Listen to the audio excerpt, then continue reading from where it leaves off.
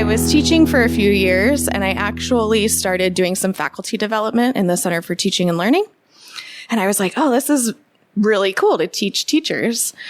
And then I started looking at job listings for things just to see, what sort of experience would be necessary to be in a position like that, so I could sort of set myself up for success. And I saw a couple of jobs come across, one to USC and one to MIT. And I thought, I'm just going to apply and see what they think of me.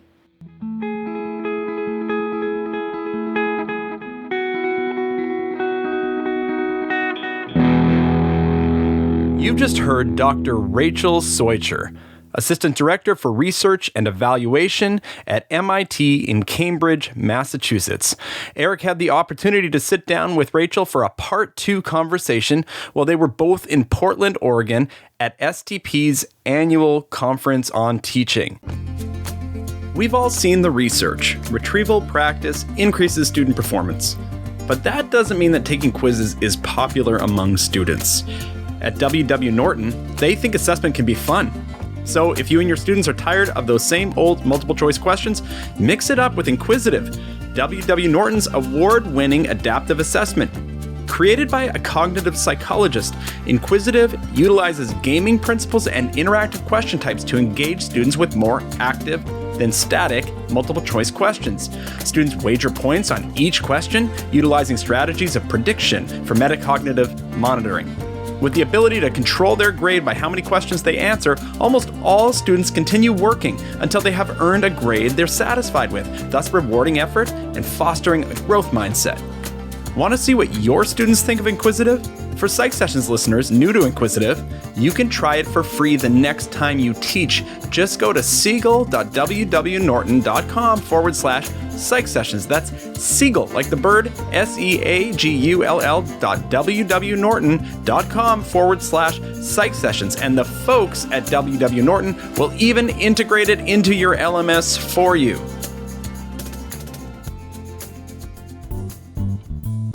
The Psych Sessions podcast is sponsored by STP. That is the Society for the Teaching of Psychology. That's APA Division 2. You can find them at teachpsych.org. The views or product endorsements expressed do not represent the views, support, or endorsements of STP. Psych Sessions is so grateful to have STP as a long-term supporter. Folks, Macmillan is always here to help you confront today's toughest teaching challenges, like academic dishonesty. Their recently published Educator's Guide to Academic Integrity is full of ideas for using Achieve, which is their acclaimed digital platform, to take cheating off the table. And you can get it for free at macmillanlearning.com/psych sessions. So if you're tired of students putting more work into cheating than studying, then you should definitely check it out. And don't worry, Macmillan Learning has made it easier than ever to integrate Achieve's digital content into your course. Achieve for Psychology, engaging every student, supporting every instructor, setting the new standard for teaching and learning. Again, visit macmillanlearning.com/psych sessions to receive the Educator's Guide to Academic Integrity.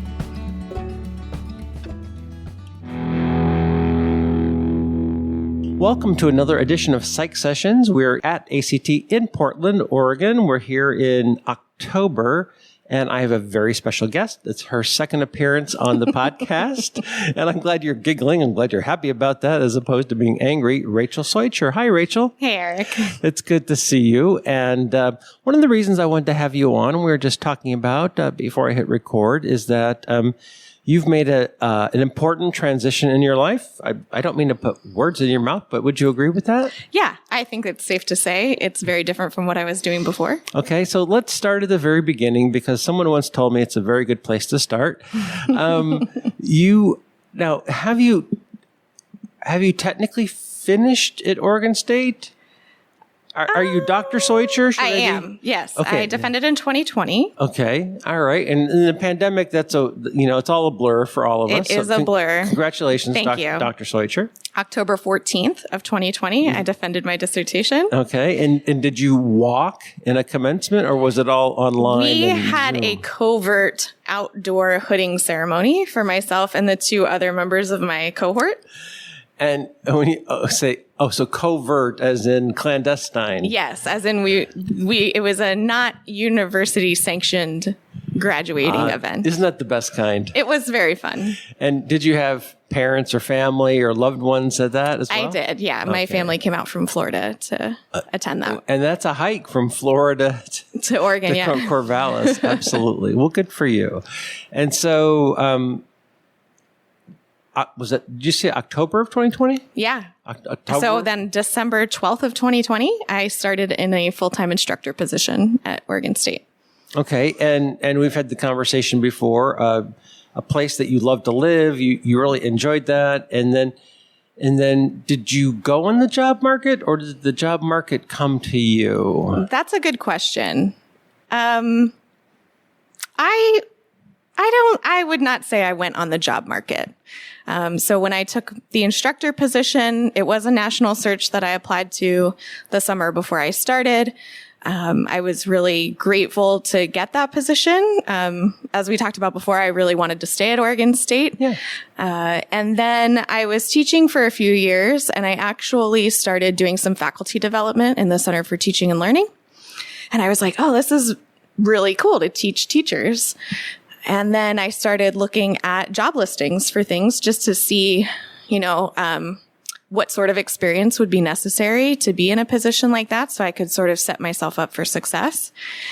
And I saw a couple of jobs come across, one to USC and one to MIT. And I thought, I'm just going to apply and see what they think of me.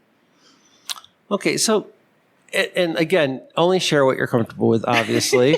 But that makes me curious, all right? And so you're trucking along, you've got your doctorate, you've got an instructor position, and is that tenure track or is that? No. Okay, so that it's not adjunct, what we would call adjunct. It's not adjunct. It's a full-time 1-year contract position, and then you can eventually get promoted to extend the number of years on your contract.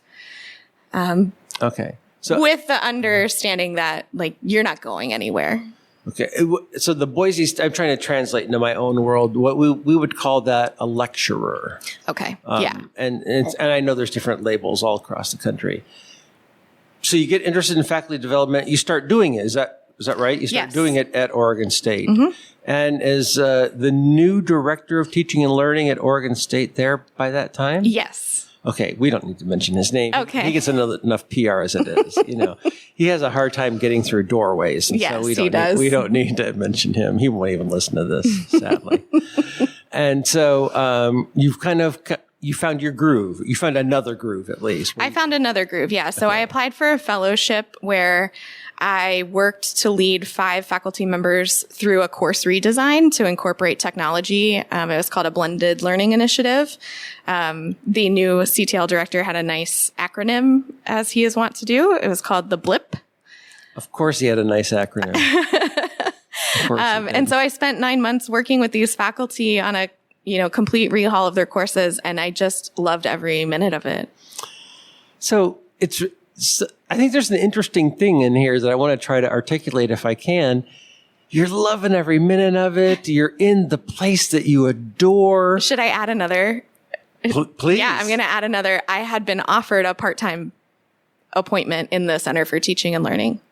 Okay, but not full-time. No, but I didn't want to be full-time. Okay. So I would be half in CTL and half in psychology. So you were offered, not anchors, you've been offered footing in 2 places that you really love doing your job and a place that you adore.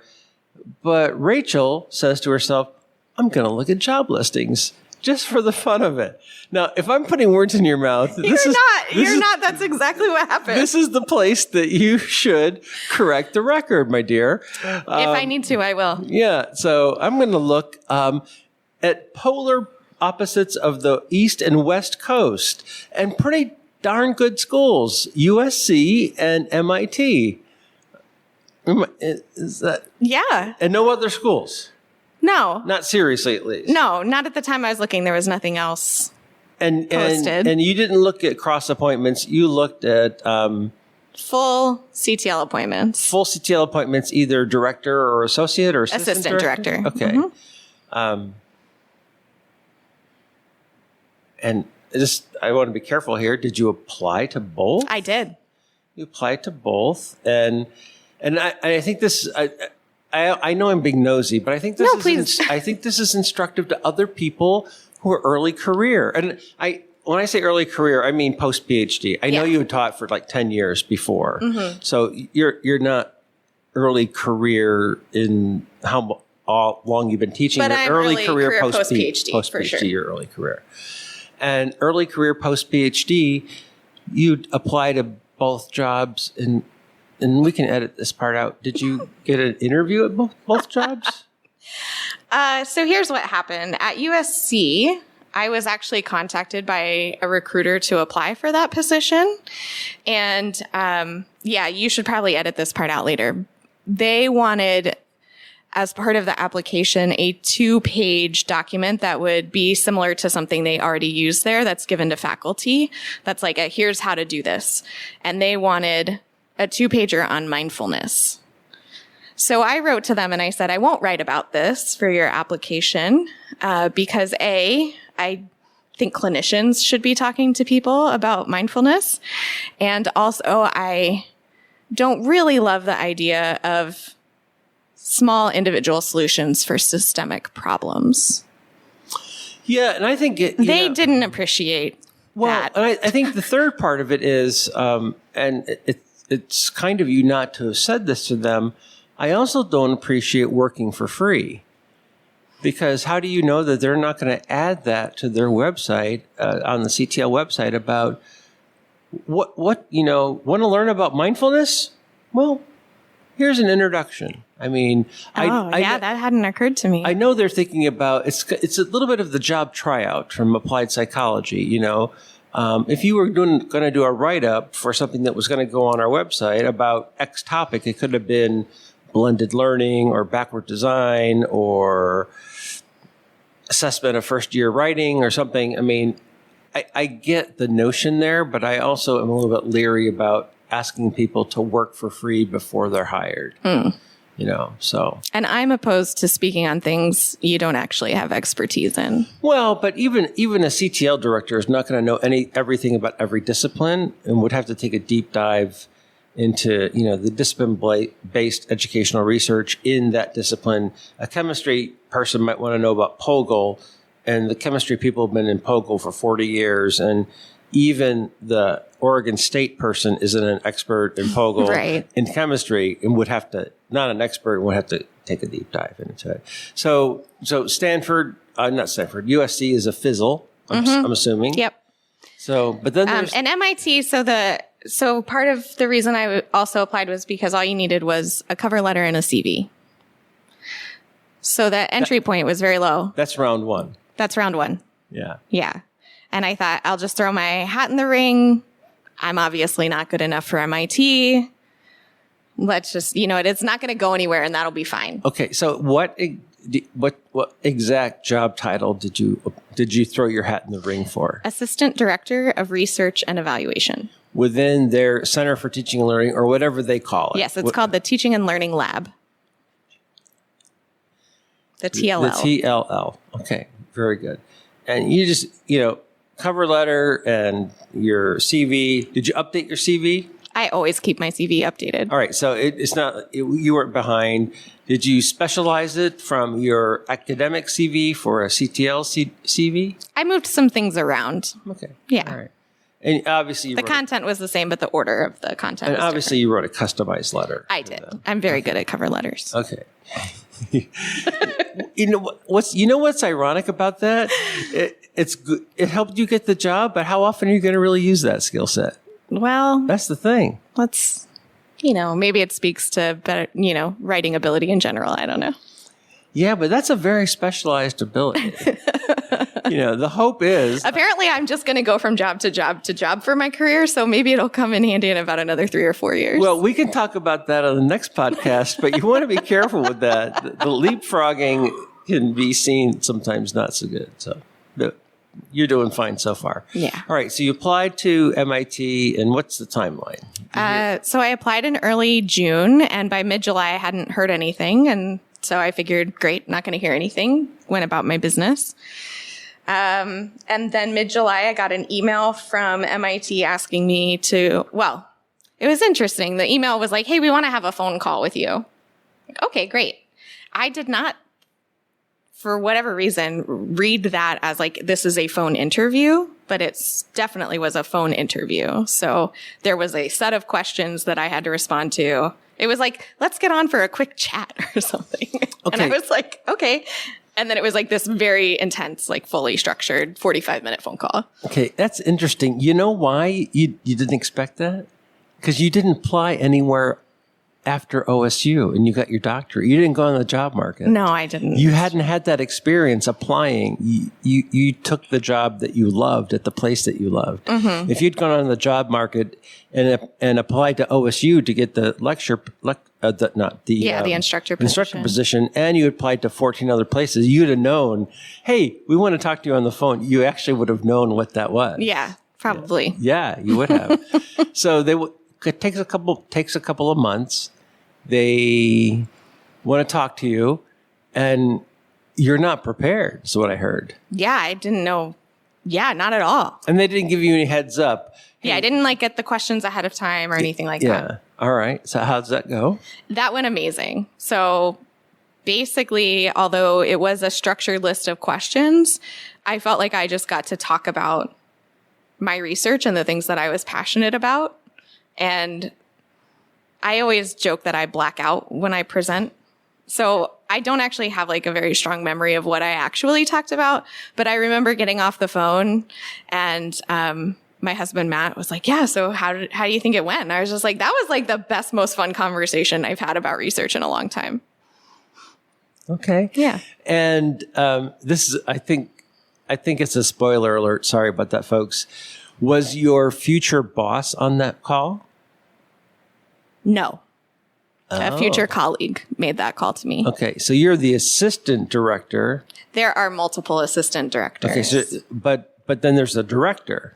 There's assistant directors, associate directors, and then the one director. So do you report to an associate? No. So you report to the director? I report to the director. And the director was not on that call? Not on the initial call, no. So it's on it, but not on the initial call. But the director hasn't changed since you interviewed. Mm-mm. Okay. All right. Gotcha. All right.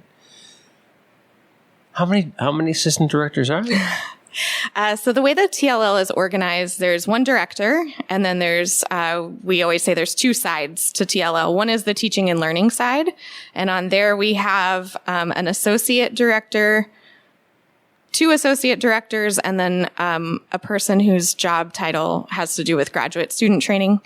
And then we have the research and evaluation side, and there we have two assistant directors and one associate director. So something that's unique about the TLL as opposed to other centers for teaching and learning is that even though we are in staff positions, our titling and our promotion aligns better with what you understand as tenure track positions. So basically, when I get promoted, I'll become an associate director, and then that will be as high as I can be promoted unless I were to become the director of the center. So is that position, so it's promotable, but it's not tenurable? Correct. And you like it? I love it. No, you're not teaching. I'm not teaching. How's that? It's sad. Don't you think the Department of Psychological Science would let you teach for free? Oh, sure. Well, I'm not doing work for free anymore. I'm past that in my life. Congratulations. Yeah. How many years did that take? 12, 13? Yeah, probably. Good for you. Well, Raechel, I mean it. Good for you. Thank you.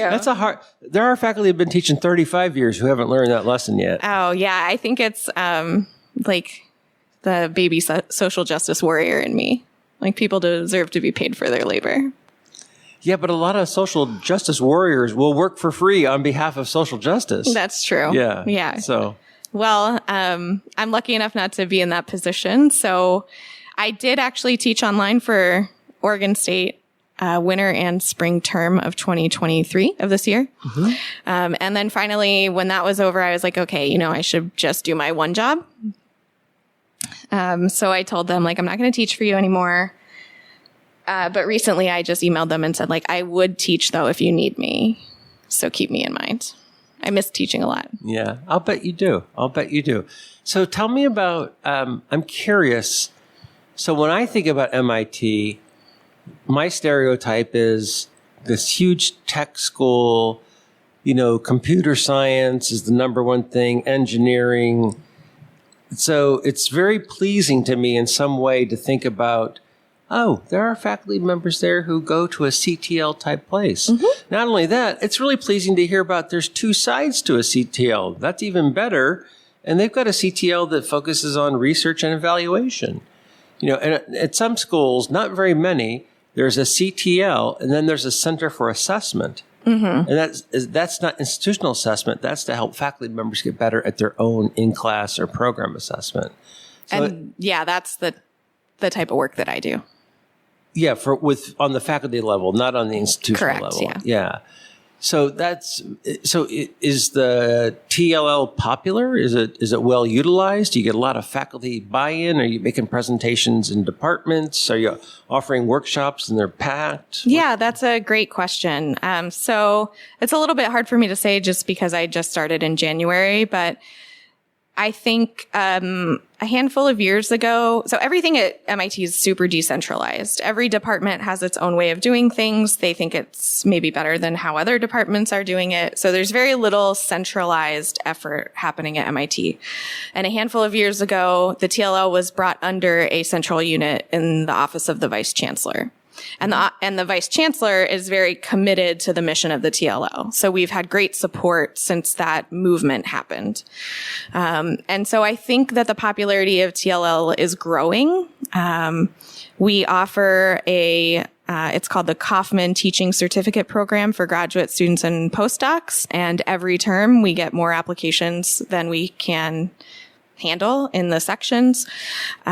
We also have other graduate student programming.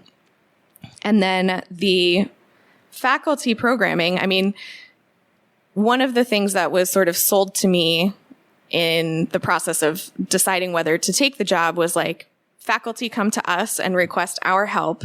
And so we're always working with people who are at least open to the messages that we're giving them. And so keeping that in mind, that there are 4 full-time teaching and learning staff members, like we have enough interest generated across campus to keep them all working and very busy full-time. So I think we're growing in our messaging. We're developing some programs that are more outreach to departments on campus than having them just come to us. And hopefully through that work, especially, we'll become better known and better attended. Well, I can tell you the support that's at the top or the reporting chain is important, whether it's the provost, vice provost, that's really common. I'm guessing you've started, if you haven't been to your first pod, you will be going to your first pod. I am. Yeah, I've been a couple of times. It's an intimidating organization if you don't do it full time. If you're a regular faculty member like me, it's interesting, but I didn't go back. I think I went once. Okay. Actually, I think it was actually in Portland or something like that. But where was I going with that? Actually, someone at Pod keeps track of the number of centers that close. Oh. Because sadly, sometimes when an institution gets in a budget crunch, a CTL, TLL seems like a luxury in the budget. It does, it's not the essential service like classroom upkeep or promotion and tenure or hiring a open line in a department. And so someone at Pod keeps track of, and every now and again, they would publish, another one at St. Ignatius is going under, and that's the 17th CTL this year. So when you have strong support, which I'm trying to say, at that provost, vice provost level, that makes all the difference. Yeah. And I will say there's been a lot of differences between working at MIT and working at a large state school like Oregon State. But one of them that is not challenging, not hard to get used to, is that MIT has money. And we have the resources to support the TLL. And beyond that, every year we submit budget requests for new projects and ideas that we're interested in. And to the extent that they align with the mission of the Office of the Vice Chancellor, they tend to get funded. Well, MIT is a world-renowned institution. I mean, it just is. And Oregon State is a fine institution. It's a land grant. It's well known for a lot of things, but it's somewhat apples and oranges. I mean, they're two institutions that do two kinds of things, both well in their own realms, but they're just not on the same page. They're wildly different. Yeah. How so? Perhaps it would give you some insight. Can I say this publicly? I think so. One of the efforts that I'm currently involved in through the TLL is the collection for the first time in history of program learning outcomes for undergraduate programs at MIT. So they exist in all the majors, and you're just collecting them? No, they don't exist and never have, and we are writing them for the first time in the year of our Lord, 2023. The year of our Lord, 2023. Okay. Yeah. I guess historically, the accrediting body for the Northeast has sort of given Ivy Leagues a pass, assuming that the work being done there is sufficient. And last year they finally said, like, nope, we need you to be accountable for what your students are learning in your undergraduate programs. Oh, wow. So there wasn't some other assessment mechanism. There was no assessment? That's correct. Except for our engineering programs, which are separately accredited through ABET. Like they've always had. And like business has accreditation, social work, all the professional nursing has accreditation. Wow. Let's just pause and think about that, ladies and gentlemen, audience members. Meanwhile, I'm getting to tell my boss, well, I'm going to go speak to the director of the CTL at Oregon State, where the Faculty Senate just approved that all gen ed courses developed have a required training for instructors. Yeah, that's pretty impressive that he pulled that off. I know it wasn't just him that did it. I know he's got people helping him, but it's an exciting time to be missing out on. Oh man, that was a hard sentence to finish. So let's see. You just started in January. So you're at MIT. Are you looking at job ads? I'm not. No, I think my husband would probably kill me. We are going to stay there for a while. I mean, it's interesting. The last time I was on this podcast, I was really adamant that I was only ever going to be teaching again. And, I wasn't going to bring that up. Yeah, it's okay. I'm an adamant person. It's okay. It's part of my personality. Yeah. And here I am, 6 years later or whatever. And I am only in a research position. Like research only is what I mean. Not where I saw myself. But I think part of the joy of my life is that I am never where I've seen myself going. That's interesting.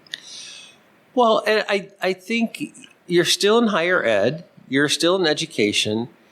And don't you think that you could come back to a faculty position at any time? Yeah. If you wanted it. If I wanted to, I think that would be possible, yes. I suspect, and I don't want you to go into the details. I suspect if you did, though, you're probably going to take a pay cut. Yes, although I don't get paid probably as well as you think I do. Yeah, but if you move to Boston and you're a staff member at MIT at a private school at an Ivy League. I mean, I don't mind being very transparent. They offered me $88,000 a year. Okay, well, I'll tell you what. I'll be transparent. We have an open line at Boise State, assistant professor, tenure track, and it'll go on the market here, hopefully in a couple of weeks or a month once we get all the approvals. And the starting salary is going to be $58. Okay. Plus fringe, right? So, I mean, and I wonder with cost of living if those are roughly equivalent. I think they probably are. Yeah.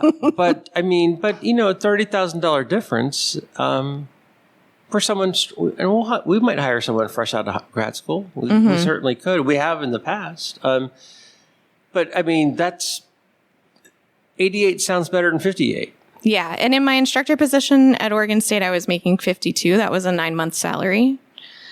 And lecturers at Boise State get hired on something that we have no control over because it's a university-wide position. I'm trying to think what it is. It might be 48 or maybe 50. I don't think it's 52. So, I mean, yeah, I got to imagine the few times I've been to Boston in the last 10 years, it's incredibly expensive to live there. And, you really can't slum it in Boston. I mean, I suppose you could, but then you're having a different kind of quality of life. So yeah, I mean, I think the reason we have a good quality of life there, to be honest, is because my husband makes really good money. And if we had children, we wouldn't have been able to move. If he didn't have that job, we wouldn't have been able to move. So we were just the context was right. He was able to keep his job and work remotely. If he'd have had to quit, we wouldn't have moved. I mean, there was a lot of like, if this is the case, we aren't moving, and everything just sort of aligned to, okay, I can take this job. We can move to Boston. I think that's happening a lot. I mean, we hired 2 new faculty members in the last 2 years straight out of grad school at the salary I just mentioned. And honestly, if they hadn't had spouses, I don't know if they could have taken the job. If they were single or if they didn't have a significant other in their life in some way, shape, or form, I'm not so sure they could have taken the job. In even in our little economy, housing prices have skyrocketed. It's really, I mean, they would have definitely rented. They wouldn't have moved and bought, right? Without a second income or significant help financially. Yeah. And we're renting. We sold a house in Corvallis and made quite a bit of money on it, and we are still renting. Yeah, I would imagine in this economy, a fixer-upper is probably over $1 million. Yeah, would be my guess without knowing anything. Yeah. Yeah. But Boston is a very cool city. It's so cool. Yeah. Every time I've been there, riding the T and just everything that's there and the culture. And, I mean, even if you wanted to go back, even if you wanted to adjunct in Boston, you throw a baseball, you hit 60 universities within like a 4-mile radius, a 40-mile radius. I mean, it's such an intense place. It's got so much history. You're so close to New York and Philadelphia, and it's an awesome place. Yeah, and we live in the Jamaica Plain neighborhood, which is incredibly diverse, lots of green space, and it's just as you might imagine, completely different living experience from Corvallis, Oregon. Yeah, a lot more dense. It is a lot more dense. Yeah. So I know you've told me before, and I've actually met your mother before, but where do your parents live? They live in South Florida. So are they enjoying the visits to Boston rather than the visits across country to Corvallis? Yeah, it's like a 3-hour flight now instead of a whole day.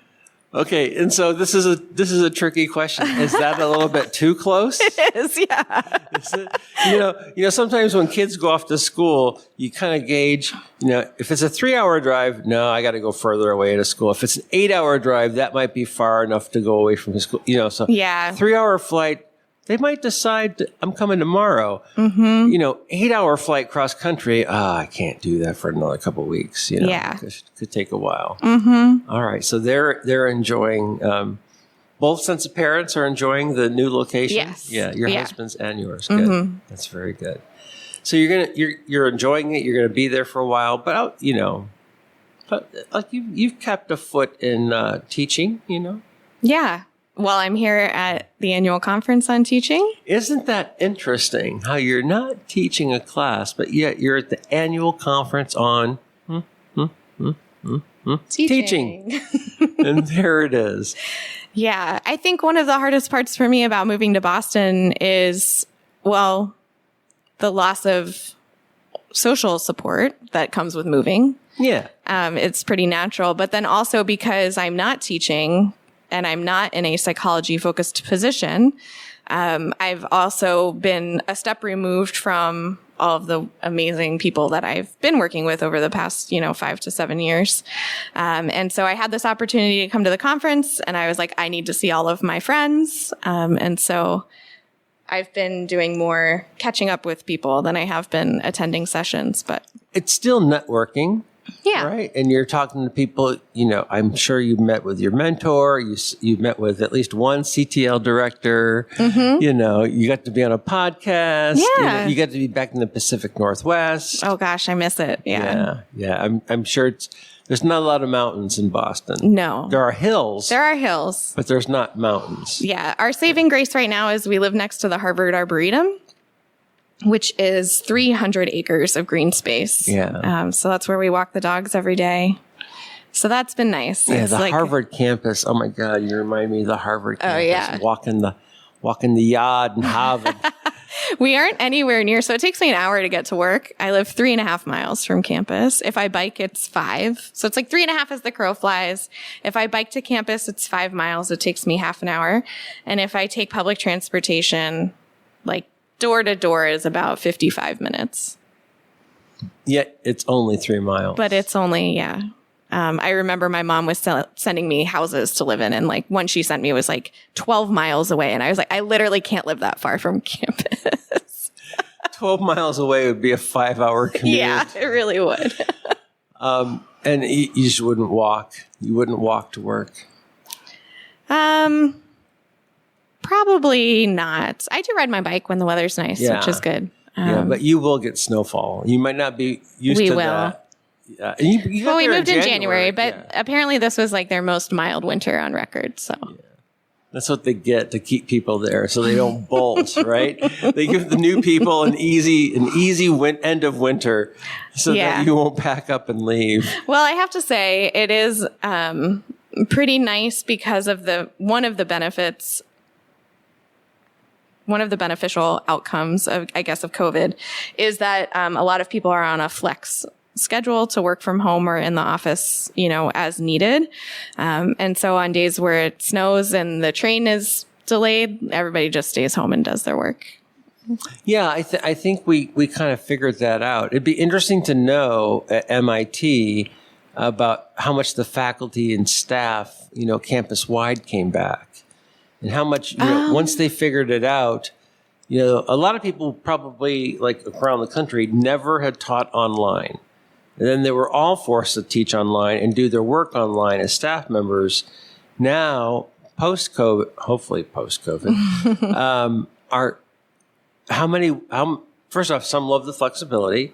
Some don't want to come back to campus, and some raced back to campus once they could. So yeah, and some have to be there. So staff that are in student-facing offices, have a minimum sort of requirement for being in those offices, which makes perfect sense.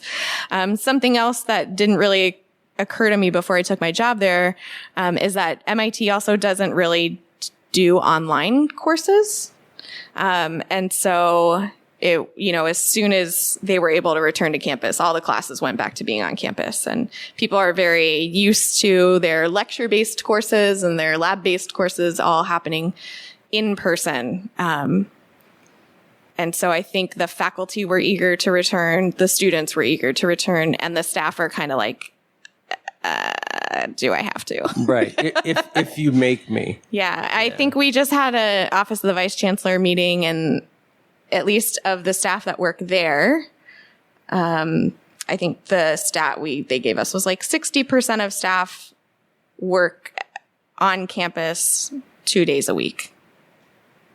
Okay. So they're doing also a lot of reconsideration of space on campus because of that. Yeah, it's really going to make a difference. I think it's going to slow down building new buildings, at least for state schools.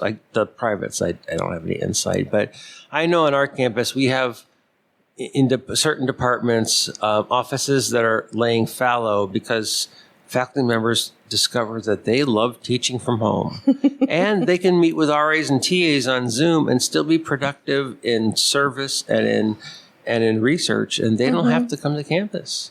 Yeah. Yeah, I'm not going to lie. Remote teaching was, for me, one of the best things, one of the most exciting things I've probably tried in my career. I felt like the flexibility with technology really allowed me to make my bigger classes feel smaller.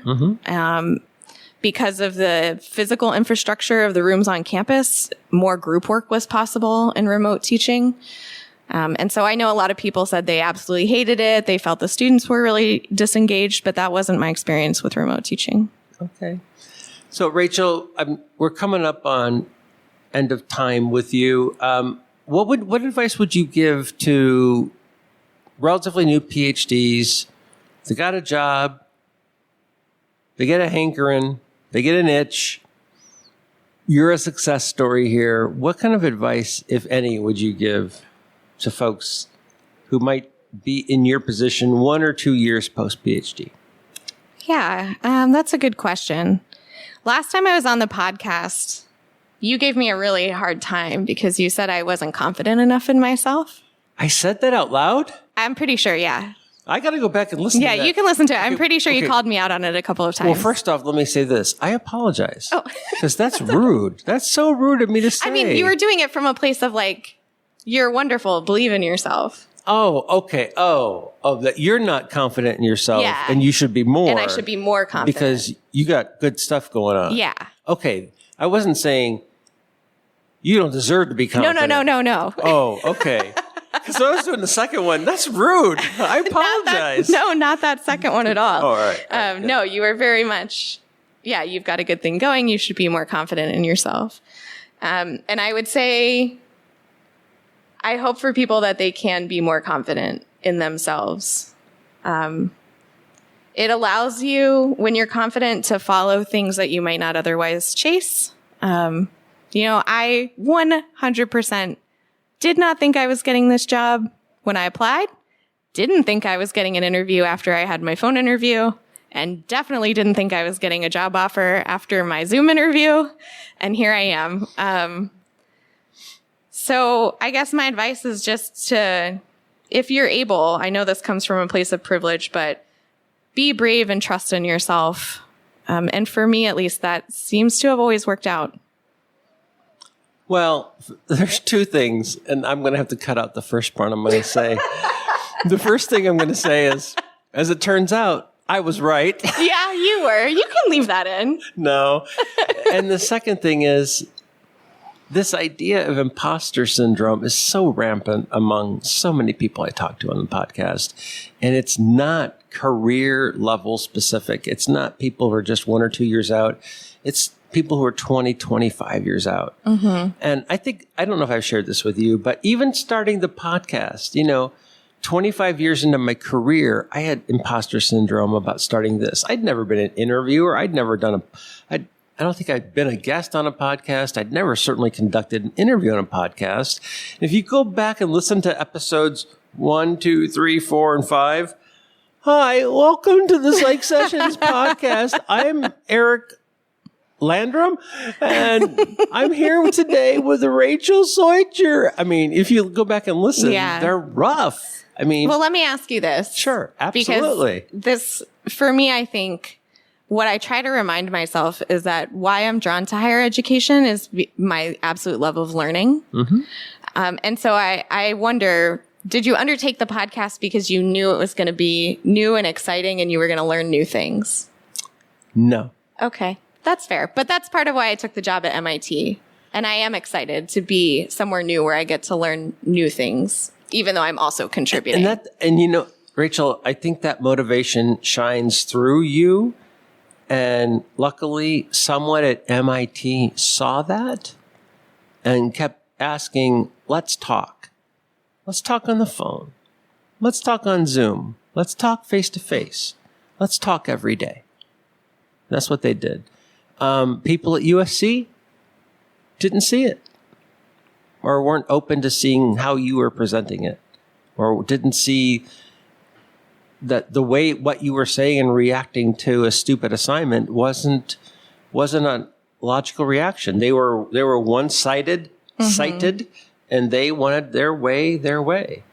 By the way, the reason I wanted to start the podcast with Garth is that I just wanted to talk to teachers of psychology about what they did. Fair. Yeah.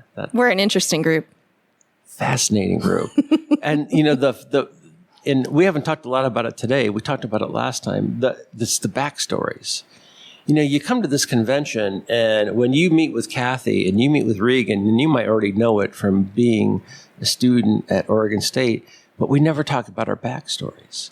We never talk. We talk research, and we ask about family and the kids and the dog and all that stuff, but you don't hardly ever talk to somebody about where'd you grow up, and were you in high school? Were you in band or choir, or were you a cheerleader? Were you a sports geek? And I've heard so many stories about what they were as kids.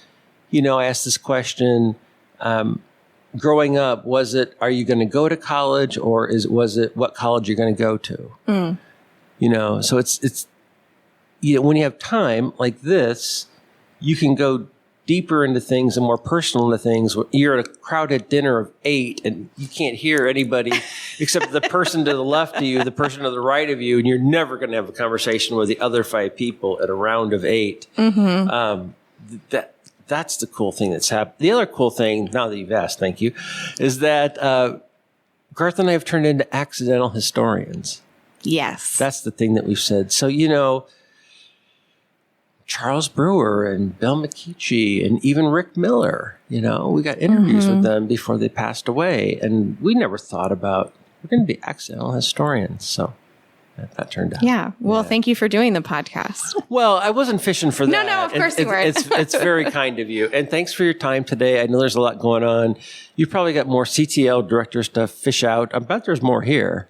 Sure. There's a bunch of psychologists who have made that transition to CTL director. They tend to stop coming to stuff like this, although some still do. I think sometimes they're more often going to go to an APA convention than ACT, but some still do. Some are still true believers.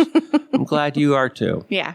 Raechel, I'm going to let you have the last word. Anything else you want to say to our listening audience? No. This is all staying in, baby. It's all staying in. I've got nothing. You had a lot of something. All right. Thanks so much. Thanks, Eric.